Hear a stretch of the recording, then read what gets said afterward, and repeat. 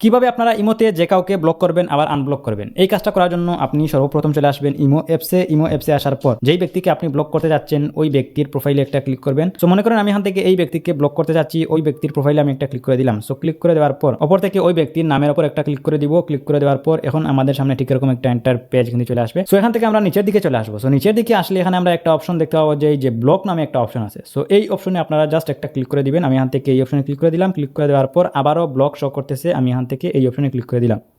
ঠিক আছে। সো এখন কিন্তু ওই ব্যক্তি আমার ইমো থেকে ব্লক হয়ে গেছে। ওই ব্যক্তি চাইলেও আমাকে আর কল দিতে পারবে না, মেসেজ দিতে পারবে না, বিরক্ত করতে পারবে না। ঠিক আছে। পরবর্তীতে আপনি যদি চান ওই ব্যক্তিকে আবারও আপনি আনব্লক করে কথা বলতে, তাহলে আপনি এখান থেকে কি করবেন, এই যে প্রোফাইলে চলে আসবেন। প্রোফাইলে আসার পর সিকিউরিটি এন্ড প্রাইভেসি নামে একটা অপশন আছে, এই অপশনে ক্লিক করবেন। ক্লিক করার পর আপনি নিচের দিকে চলে আসবেন। সো নিচের দিকে আসলে আপনি এখানে একটা অপশন দেখতে পাবেন যে এই যে ব্লক লিস্ট নামে একটা অপশন দেখতে পাচ্ছেন, এই অপশনে একটা ক্লিক করবেন। সো ক্লিক করার পর এখান থেকে আপনি এই যে আনব্লক এই অপশনে ক্লিক করবেন। ক্লিক করার পর আবারও আপনি আনব্লক এই অপশনে ক্লিক করবেন। সো এখন কিন্তু আপনি চাইলে ওই ব্যক্তির সাথে আবারও কথা বলতে পারবেন, ওই ব্যক্তিও আপনাকে কল দিতে পারবে, মেসেজ দিতে পারবে। সো এভাবেই কিন্তু আপনারা ইমোতে যে কাউকেই ব্লক করতে পারবেন, আবার সেই ব্যক্তিকে আপনি আনব্লক করে কথা বলতে পারবেন। এই ছিল মূলত আজকের ভিডিও। ভিডিও যদি ভালো লেগে থাকে ভিডিওটিতে একটি লাইক করবেন, কমেন্ট করবেন, চ্যানেলে নতুন হলে সাবস্ক্রাইব করবেন। আজকের মতো আমি এখানে বিদায় নিচ্ছি। দেখা হবে পরবর্তী ভিডিওতে। আল্লাহ হাফিজ।